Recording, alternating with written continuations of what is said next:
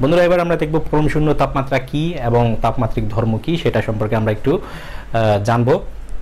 তো আমি যদি বলি 500 ডিগ্রি সেলসিয়াস, আরেকজন বললো 1000 ডিগ্রি সেলসিয়াস, 2000 ডিগ্রি সেলসিয়াস, এভাবে ইচ্ছে করলে আমরা যত ইচ্ছে তত বাড়াতে পারবো। আমরা যত ইচ্ছে তত বৃদ্ধি করতে পারবো বা কল্পনা করতে পারবো তাপমাত্রার বৃদ্ধি।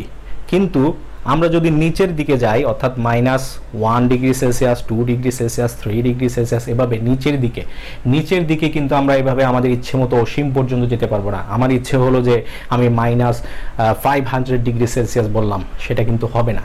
আমরা যত ইচ্ছে তত বৃদ্ধি করতে পারি, যত ইচ্ছে তত কল্পনা করতে পারি বড়র দিকে, কিন্তু ছোটর দিকে আমরা যত ইচ্ছে তত কল্পনা করতে পারি না। কারণ এমন একটি তাপমাত্রা রয়েছে যেই তাপমাত্রার পরে আর তাপমাত্রা হওয়া সম্ভব নয়, এর নিচে তাপমাত্রা পাওয়া যায় না, সেটি পরীক্ষিত। আর সেই তাপমাত্রাটিকেই বলা হয় পরম শূন্য তাপমাত্রা। আর সেই তাপমাত্রার মানটি হচ্ছে -273 ডিগ্রি সেলসিয়াস বা -273.16 ডিগ্রি সেলসিয়াস। এটি হচ্ছে পরম শূন্য তাপমাত্রা। এর চেয়ে কম তাপমাত্রা আসলে নেই। আসলে মূলত এই যে তাপমাত্রাটি রয়েছে 273 ডিগ্রি সেলসিয়াস, এই তাপমাত্রায়ও আসলে পৌঁছানো সম্ভব নয়। এটা থিওরিটিক্যালি আসলে পাওয়া গেছে। তো এটা তোমরা যদি ইন্টারে উঠো তখন এটা দেখতে পাবা আর কি। তো এটিকে আপাতত এভাবেই মনে রাখো যে এইটুক পর্যন্ত সর্বনিম্ন তাপমাত্রা হচ্ছে -273 ডিগ্রি সেলসিয়াস। এটিকেই বলা হয় পরম শূন্য তাপমাত্রা। এর চেয়ে কম তাপমাত্রা তুমি কল্পনা করতে পারবে না, বা এর চেয়ে কম তাপমাত্রা আসলে নাই। তারপর যে টার্মটি আমাদের সামনে রয়েছে সেটি হচ্ছে তাপমাত্রিক ধর্ম। তো তাপমাত্রা পরিমাপ করার জন্য আমাদের কিছু পদার্থের কিছু ধর্ম বা বৈশিষ্ট্যের সাহায্য নিতে হয়। যেমন আমরা আমাদের যে শরীরের তাপমাত্রা পরিমাপ করি, সেক্ষেত্রে আমরা পারদ থার্মোমিটার ব্যবহার করি। তো পারদ থার্মোমিটারের মধ্যে কোন পদার্থটির ব্যবহার করা হচ্ছে? পারদ। তো পারদের কোন ধর্মটি ইউজ করে আমরা তাপমাত্রা বের করছি? আয়তন প্রসারণ। তাহলে আয়তন প্রসারণ হচ্ছে পারদের একটি ধর্ম। এই ধর্মটিকে কাজে লাগিয়ে আমরা তাপমাত্রা বের করছি। আর কোন পদার্থটি ইউজ করছি? পারদ। আমরা যেই পদার্থটি ইউজ করব সেটিকে বলবো তাপমাত্রিক পদার্থ। আর ওই পদার্থের যে ধর্মকে ব্যবহার করে আমরা তাপমাত্রা নির্ণয় করব সেটিকে বলবো তাপমাত্রিক ধর্ম। আশা করছি তোমাদের বিষয়টি ক্লিয়ার হয়েছে। তোমরা এখানে 3টি স্কেল দেখতে পাচ্ছ, এটি একটি, এটি একটি এবং এটি একটি। এটিকে সেলসিয়াস স্কেল ধরে নিচ্ছি, এটিকে ফারেনহাইট স্কেল এবং এটিকে কেলভিন স্কেল। সি দিয়ে সেটাই প্রকাশ করা হচ্ছে, এখানে এফ দিয়ে ফারেনহাইট এবং কে দিয়ে কেলভিন প্রকাশ করছি। তো তাপমাত্রার যে বিভিন্ন স্কেল রয়েছে সেই স্কেলের মধ্যে আমরা যদি সম্পর্ক নির্ণয় করতে যাই, তাহলে আমাদেরকে দুটো বিন্দুকে স্থির ধরে নিতে হবে। এখানে এই যে নিচে একটি বিন্দু দেখতে পাচ্ছ সেই বিন্দুটি, আর এই যে উপরে একটি বিন্দু দেখতে পাচ্ছ সেই বিন্দুটি স্থির। সবগুলোর ক্ষেত্রে একই কথা।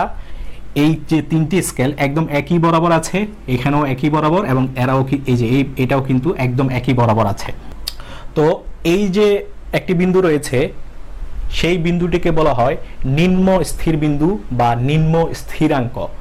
সেলসিয়াস স্কেলে এটির মান হচ্ছে 0 ডিগ্রি সেলসিয়াস, ফারেনহাইট স্কেলে হচ্ছে 32 ডিগ্রি ফারেনহাইট এবং কেলভিন স্কেলে হচ্ছে 273 কেলভিন। এটিকে নিম্ন স্থিরাঙ্ক, নিম্ন স্থির বিন্দু এবং বরফ বিন্দুও বলা হয়। এটিকে বরফ বিন্দুও বলা হয়। আর এই যে উপরে যে বিন্দুটি রয়েছে সেটিকে ঊর্ধ্ব স্থির বিন্দু, ঊর্ধ্ব স্থিরাঙ্ক এবং বাষ্প বিন্দু বলা হয়, অর্থাৎ স্টিম পয়েন্ট। আর এটিকে আইস পয়েন্ট বলা হয়। সবগুলোর ক্ষেত্রে আসলে একই কথা, এক এক স্কেলে মান এক এক রকম আর কি। তো আমরা এই 3টে স্কেলের মধ্যে একটি সম্পর্ক বা একটি সূত্র প্রতিপাদন করব, যাতে করে আমরা এক স্কেল থেকে অন্য স্কেলে মানকে কনভার্ট করতে পারি। তো এখানে দেখতে পাচ্ছ এই বিন্দুটির নাম আমি এ দিয়েছি। এখানে এই যে পি পর্যন্ত, এই যে বিন্দু পি পর্যন্ত পারদ উঠে আছে, সবগুলোর ক্ষেত্রে একই কথা। আর এখানে এটির হচ্ছে বি বিন্দু। তো আমরা লিখতে পারি এই যে P A divided by B A. তো পি এ এটি হচ্ছে পি আর এটি হচ্ছে এ। তো P A, P minus P A এটি আমরা লিখতে পারি C minus zero, C minus zero. এই যে এটি হচ্ছে সি, এই পার্টটির মান হচ্ছে সি, আর এখানে হচ্ছে জিরো। আর বি এ এটির ক্ষেত্রে দেখো এই যে বি বিন্দু এটি হচ্ছে 100 আর এখানে হচ্ছে 0, তার মানে 100 মাইনাস জিরো। আর এটির ক্ষেত্রে আমরা লিখতে পারি এই যে পার্ট সেটির মানটি হচ্ছে এফ মাইনাস এটি হচ্ছে 32, আর উপরের যে পার্ট সেটি হচ্ছে 212 মাইনাস 32, আর এটির ক্ষেত্রে কে মাইনাস 273, আর উপরের এটি হচ্ছে 373 মাইনাস 273। এবার আমরা যদি একটু ক্যালকুলেশন করি, এখানে সি এই যে, আর এটি 100, আর এখানে থাকছে 180, আর এটি এফ মাইনাস 32 থাকছে, উপরে কে মাইনাস 273, আর নিচে থাকছে 100। এবার আমরা যদি প্রত্যেকটার ক্ষেত্রে 20 দিয়ে যদি আমরা গুণ করে দেই, 20 দিয়ে গুণ করে দেই, তাহলে এখানে পাবো c/5, আর এখানে f মাইনাস 32 ডিভাইডেড বাই 9, আর এটি হচ্ছে k মাইনাস 273 ডিভাইডেড বাই 5। তাহলে এই যে একটি সূত্র আমরা পেলাম, এটি হচ্ছে তিনটি স্কেলের মধ্যে সম্পর্ক। আমরা যদি সেলসিয়াস স্কেলে একটি মান দেয়া থাকে, আমরা যদি ফারেনহাইট স্কেলে নিতে চাই তাহলে এই দুটোকে আমরা লিখব, আর যদি ফারেনহাইটে একটি মান দেয়া থাকে বলে ক্যালভিনে নেওয়ার জন্য, তাহলে আমরা এই দুটোকে লিখব। আবার যদি সেলসিয়াস স্কেলে একটি মান দেয়া থাকে যদি বলা হয় ক্যালভিন স্কেলে নিয়ে যাওয়ার জন্য, তাহলে আমরা এটি আর এটি লিখব। তিনটি লেখার আসলে দরকার নেই। তো সেলসিয়াস স্কেলের সাথে এটি একটু মনে রাখবা, সেলসিয়াস স্কেলে মান যত দেয়া থাকে তার সাথে 273 যোগ করলেই আসলে ক্যালভিন স্কেলে আমরা চলে যেতে পারি। এটি একটি শর্টকাট সিস্টেম আর কি, এটা মনে রাখবা যে সেলসিয়াস স্কেলে যত মান দেয়া থাকে তার সাথে 273 যোগ করতে হবে, আমরা ক্যালভিন স্কেলে চলে যেতে পারবো। বন্ধুরা, আমরা জানি তাপ প্রয়োগ করলে কঠিন পদার্থ প্রসারিত হয় এবং অপসারণ করলে সংকুচিত হয়, কিন্তু প্রশ্ন হচ্ছে একটি কঠিন পদার্থে আমরা যদি তাপ প্রয়োগ করি তাহলে সেটি কেন প্রসারিত হবে? সেটি তো সংকুচিত হতে পারত।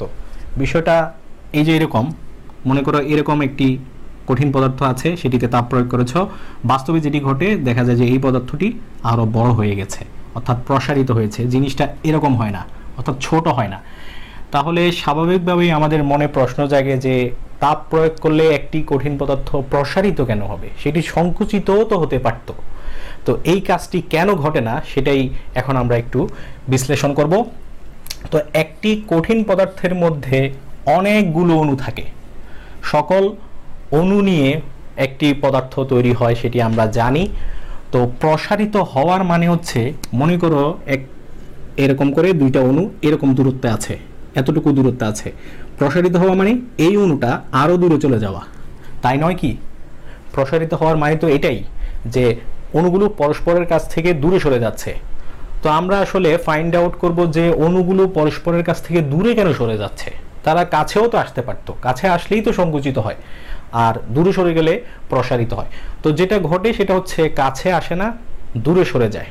তো সেই বিষয়টা যদি আমরা একটু ব্যাখ্যা করতে যাই, মনে করো এটি একটি অণু এবং এটি অন্য আরেকটি অণু। এখন এই অণুটাকে এই অবস্থান থেকে, যে অবস্থানে আছে সেখান থেকে মনে করো একটা দূরত্বে আমি নিয়ে গেলাম, এটি হচ্ছে এখানে নিয়ে আসছি অণুটাকে, মনে করো এটি হচ্ছে 2 মিটার দূরে আমি নিয়ে গেছি, আগের অবস্থান থেকে 2 মিটার দূরে নিয়ে গেছি অণুটাকে। তো এটিকে তো আমরা 2 মিটার দূরে নিয়ে গেলাম, অর্থাৎ প্রসারিত করলাম। তো এইখান থেকে যে আমি অণুটাকে এখানে নিয়ে এসেছি, আমাকে নিশ্চয়ই একটা বল এখানে প্রয়োগ করতে হয়েছে, একটা শক্তির সরবরাহ এখানে করতে হয়েছে। তো 2 মিটার দূরত্বে আমি নিয়ে এসেছি। তো এই অণুটাকে আমি যদি 2 মিটার এই দিকে আনতে চাই, অর্থাৎ এই অণুর কাছাকাছি, আমি তো নিয়ে গেছি এই অণুতে দূরে, তো আমি 2 মিটার মনে করো এই দিকে নিয়ে আসবো, এই অণুটার কাছাকাছি নিয়ে আসবো। এই অণুটাকে 2 মিটার দূরে নিয়ে গেছি, তখন আমাকে একটি বল প্রয়োগ করতে হয়েছে। এখন 2 মিটার যদি আমি কাছে নিয়ে আসি, এই অণুটার ওই একই দূরত্ব আর কি, 2 মিটার কাছে যদি নিয়ে আসি, তখন কিন্তু আমাকে দূরে নিয়ে যাওয়ার সময় যে বল প্রয়োগ করতে হয়েছে কাছে নিয়ে আসার সময় তার চেয়ে বেশি বল প্রয়োগ করতে হবে। বিষয়টা হচ্ছে এখানেই। আমি একটু আবারও বলছি, আমরা যদি অণুটাকে দূরে নিয়ে যাই, অণুটাকে যদি আমরা দূরে নিয়ে যাই তখন যে পরিমাণ বল প্রয়োগ করতে হবে, অণুটাকে যদি আমরা কাছে নিয়ে আসি তখন তার চেয়ে বেশি বল প্রয়োগ করতে হবে। এখন তোমাদের বিবেকের কাছে প্রশ্ন, কোনটা বেশি সহজ হবে, অণুটাকে কাছে নিয়ে আসা নাকি অণুটাকে দূরে সরিয়ে রাখা? আমরা যদি দূরে সরিয়ে নিয়ে যাই, অর্থাৎ দূরে নিয়ে যাই অণুটাকে, তখন আমাদেরকে কম বল প্রয়োগ করতে হচ্ছে, কিন্তু আমরা যদি অণুগুলোকে কাছে নিয়ে আসি তখন আমাদেরকে বেশি বল প্রয়োগ করতে হচ্ছে। তো যেই কাজটা করা সহজ সেটাই তো ঘটবে। সেজন্যই দেখা যায় যে তাপ প্রয়োগ করলে, কঠিন পদার্থের উপরে যদি আমরা তাপ প্রয়োগ করি তাহলে কঠিন পদার্থ প্রসারিত হয়, সংকুচিত হয় না। এবার আমরা কঠিন পদার্থের 3 ধরনের প্রসারণ দেখব। একটি হচ্ছে দৈর্ঘ্য প্রসারণ, অন্যটি ক্ষেত্র প্রসারণ এবং আরেকটি হচ্ছে আয়তন প্রসারণ। মনে করো এটি একটি লৌহদণ্ড, তো এই দণ্ডটির দৈর্ঘ্য হচ্ছে L1। তো এটির উপরে তাপ প্রয়োগ করার পর এটি কিছুটা প্রসারিত হলো, অর্থাৎ আগের চেয়ে একটু লম্বা হয়ে গেল, দৈর্ঘ্যে বেড়ে গেল। তো এটি হচ্ছে L2। তাহলে দুটো যে দৈর্ঘ্য রয়েছে এই দুটো দৈর্ঘ্যের যে পার্থক্য বা যে বৃদ্ধি বা প্রসারণ সেটিকে আমরা প্রকাশ করব ডেল এল দিয়ে। তো ডেল এল কত হবে? L2 মাইনাস L1 নিশ্চয়ই। তো এইখানে আগে একটি তাপমাত্রা ছিল, পরে একটি তাপমাত্রা, তার মানে ডেল টি বা ডেল্টা টি T2 মাইনাস T1 এরকম নিশ্চয়ই হবে। পূর্বে একটি তাপমাত্রা ছিল, পরে অন্য একটি তাপমাত্রা। তো দুটো তাপমাত্রার পার্থক্য, আর এদিকে হচ্ছে দুটো দৈর্ঘ্যের পার্থক্য। সবসময় পার্থক্য বা যদি কোনো কিছুর পরিবর্তন আমরা প্রকাশ করতে যাই তখন এই ডেল বা ডেল্টা চিহ্নটি ব্যবহার করা হয়। তো এখানে আমরা দেখতে পাচ্ছি ডেল এল দৈর্ঘ্যের একটা পরিবর্তন হয়েছে, তাপমাত্রার একটা পরিবর্তন হয়েছে। তো পরীক্ষা করে দেখা গেছে দৈর্ঘ্য প্রসারণ, কঠিন পদার্থের দৈর্ঘ্য প্রসারণ। তো এটি হচ্ছে কি? দৈর্ঘ্য প্রসারণ, অর্থাৎ যতখানি প্রসারিত হলো সেই প্রসারণটুকু। তো কঠিন পদার্থের দৈর্ঘ্য প্রসারণ ডেল এল আদি দৈর্ঘ্য ও তাপমাত্রা বৃদ্ধির সমানুপাতিক। এটি হচ্ছে পরীক্ষা করে দেখা গেছে যে কঠিন পদার্থের দৈর্ঘ্য প্রসারণ আদি দৈর্ঘ্য ও তাপমাত্রা বৃদ্ধির সমানুপাতিক। তো আমরা এই সমানুপাতিক চিহ্নটিকে যদি এখান থেকে উঠিয়ে দিতে চাই তাহলে আমাদের অবশ্যই একটি ধ্রুবকের প্রয়োজন হবে। এখানে সেই ধ্রুবকটি হচ্ছে আলফা, L1 ডেল টি। তো এই যে আলফাটি রয়েছে সেটিকেই বলা হয় দৈর্ঘ্য প্রসারণ সহগ, কঠিন পদার্থের দৈর্ঘ্য প্রসারণ সহগ। এখন দৈর্ঘ্য প্রসারণ সহগের যদি আমরা একটি ডেফিনেশন বা সংজ্ঞা বের করতে যাই তাহলে আমাদেরকে এই সমীকরণটাকে একটু অন্যভাবে সাজিয়ে নিতে হবে। ডেল এলটা এখানে চলে যাবে, L1 নিচে, আর এখানে হচ্ছে ডেল টি। তো এই যে নিচে হরটি রয়েছে সেটিকে আমাদেরকে 1 বানিয়ে ফেলতে হবে। 1 যদি বানিয়ে ফেলি তাহলে L1 নিশ্চয়ই 1 মিটার হতে হবে, আর এখানে ডেল টিকে হতে হবে 1 কেলভিন। তো এটিও 1, এটিও 1, তাহলে এখানে কিন্তু 1 হয়ে যাচ্ছে। তার মানে alpha equals to del L হয়ে যাচ্ছে, অর্থাৎ দৈর্ঘ্য প্রসারণ সহগের মানটা দৈর্ঘ্য প্রসারণের সমান হয়ে যাচ্ছে। তো এখান থেকে আমরা দৈর্ঘ্য প্রসারণ সহগের একটি সংজ্ঞা দিতে পারি। সেই সংজ্ঞাটি কি হচ্ছে? কোনো একটি কঠিন পদার্থের দণ্ডের দৈর্ঘ্য যদি 1 মিটার হয়, তার তাপমাত্রা যদি আমরা 1 কেলভিন পরিমাণ বৃদ্ধি করি, তখন ওই দণ্ডের দৈর্ঘ্য যতখানি বাড়বে ততটুকুকে আমরা বলবো ওই কঠিন পদার্থের দৈর্ঘ্য প্রসারণ সহগ। তো দৈর্ঘ্য প্রসারণ সহগের যে এককটি রয়েছে সেটি হচ্ছে পার কেলভিন। তো এটিও আমাদের মুখস্থ করার প্রয়োজন নেই, এখান থেকে আমরা দৈর্ঘ্য প্রসারণ সহগের যে একক সেটি দেখতে পাচ্ছি। এটি মিটার, এখানে উপরেও কিন্তু মিটার, মিটার মিটার কাটা, আর এখানে তাপমাত্রার একক কেলভিন। এটা যদি উপরে উঠে পার কেলভিন হয়ে যাবে। তো যত সহগ আছে সবগুলো সহগের এককই আসলে পার কেলভিন, অর্থাৎ ক্ষেত্র প্রসারণ সহগ, দৈর্ঘ্য প্রসারণ সহগ, আয়তন প্রসারণ সহগ, যেটাই হোক সব ধরনের প্রসারণ সহগের একক কিন্তু পার কেলভিন। এইটুকু আশা করছি তোমরা বুঝতে পেরেছ। এরপরে আমরা L2 এর একটি সমীকরণ লিখতে পারি। L2 মিন্স এই পুরোটা প্রসারণ সহ। প্রসারণ সহ যতখানি প্রসারিত হলো, মনে করো এইটুকু অংশ হচ্ছে প্রসারিত অংশ, আগের টুকু এবং প্রসারিত অংশ পুরোটা মিলে যেটা সেটি হচ্ছে L2। তাহলে আদি দৈর্ঘ্য এবং যতখানি প্রসারিত হলো, তো প্রসারিত হলো কতখানি, এই যেটা আমরা এখানে কিন্তু লিখেছি alpha L1 del T, alpha L1 del T. Del T means এখানে T2 মাইনাস T1।